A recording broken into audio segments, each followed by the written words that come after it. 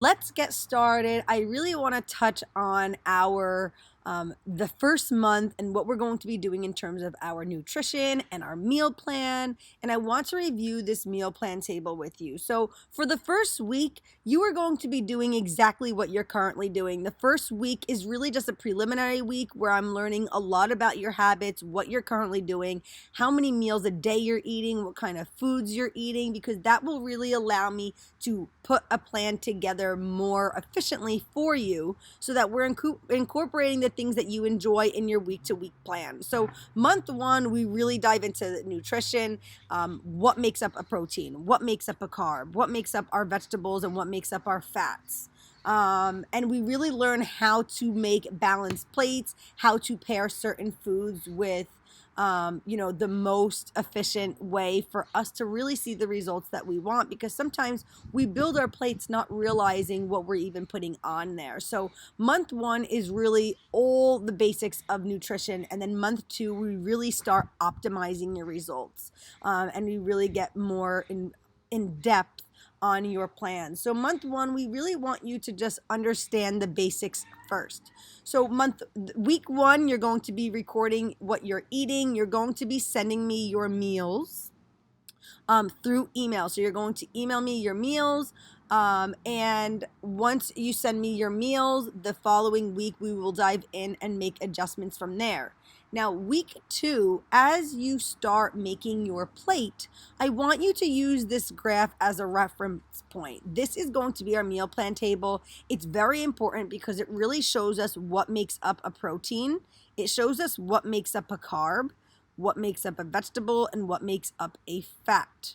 So sometimes we get confused because we think peanut butter is a protein. So we'll make, a rice cake with peanut butter, maybe we'll have some fruit, and we don't realize that, peanut butter is a fat and a rice cake is a carb and fruit is also a carb. So now we just had a meal filled with fats and carbs with very little protein. And it's a very common mistake that we make, especially when we're trying to be healthy, because we eat healthy foods, but we're not eating the right healthy foods with the right portions. So we want to make sure when you look at the table that you have protein at every single meal. Now, if there is a meal where, say, you don't get your protein in, maybe, for example, I always like to make this example, but if I'm going to have, a little bit of brown rice pasta, I'm not going to have protein with it. I don't really like chicken with my pasta. I just want my pasta with my pasta.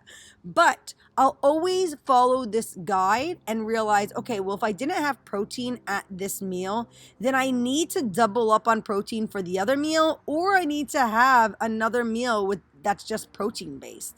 And that's what really leads me to this graph where it'll show you, okay, well, I could add more protein at another meal, or maybe I could just implement a shake. I'll have a protein shake later instead, just to make sure that I'm still hitting my protein goal for the day. And then you see your carb group where it distinguishes what kind of carbs are on your plates. There are so many different carbs, and when people say they're going to cut out carbs in their diet, I don't think they realize how many foods have carbs in it. So there's a difference between our starchy carbs and our fibrous carbs and our beans and all our legumes. So all of the bold font is our starchy carbs. And then we have the foods underneath here that are our fruits. Those are obviously still carbs as well. So fruits are carbs, beans and lentils and chia seeds, chickpeas and hummus and green peas are carbs, carb sources. And then we have our vegetables, which are our fibrous carbohydrates. And then we have our fats that are made up of, our egg yolks, our avocados, our nuts, our seeds, our butters, cheeses. So no macronutrient is inferior or better than the other. We just want to make sure we have the right balance and that we're really keeping this in mind when building our plate. Do I have a protein? Do I have a carb? Do I have a vegetable? And then I show you down here how to incorporate a variety of carbs in your day. Maybe one in the morning you have your starchy carb from your sweet potato. Then you have your carbs maybe coming from a fruit source instead. Then you have some quinoa. And then later on you have your lentils. So you have a variety of carbs in your diet, but from different sources, rather than just eating starchy carbs throughout the entire day. It's nice to have variety if that's something that you enjoy. Everyone's body is very different as well, so we'll see, what you respond better to and what you feel better on, and then we kind of take it from there. And then there's other ways that we can incorporate our fats. So you may realize up here that there are no fats on the table. And it's because we don't want to add fats necessarily to every single meal, because we still get our fats from the meats that we eat as well as the oils we cook with. So a nice rule of thumb is maybe incorporating some fats, twice throughout your day rather than every single meal. And making sure that the sizes are proportionate. So you don't really want the fats to be overloading your plate, as they do add up a lot faster than the other macronutrients.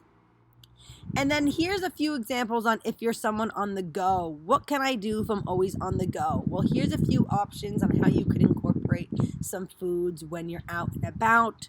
Of course, whole foods are always the better option, but it's always good to make sure that you're still able to get your nutrients and your food in without eating anything. And these are still obviously very good, good options that will keep us on track.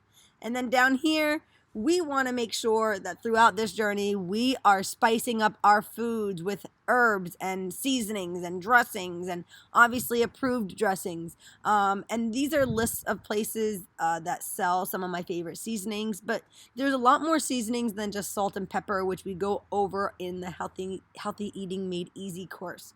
So again, this is your meal plan that you're going to be using as a guide whenever you want to sub out certain foods.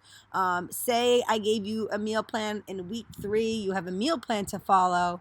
But you don't like something on that list. So if you don't like egg whites, for example, then you're going to sub out egg whites for maybe ground turkey. Or maybe you don't want to eat a whole food meal and you want maybe a protein shake instead. So this will really give you more education on what foods you can swap out for what, and making sure that you're really having a nice balance in your meals to give you the best results.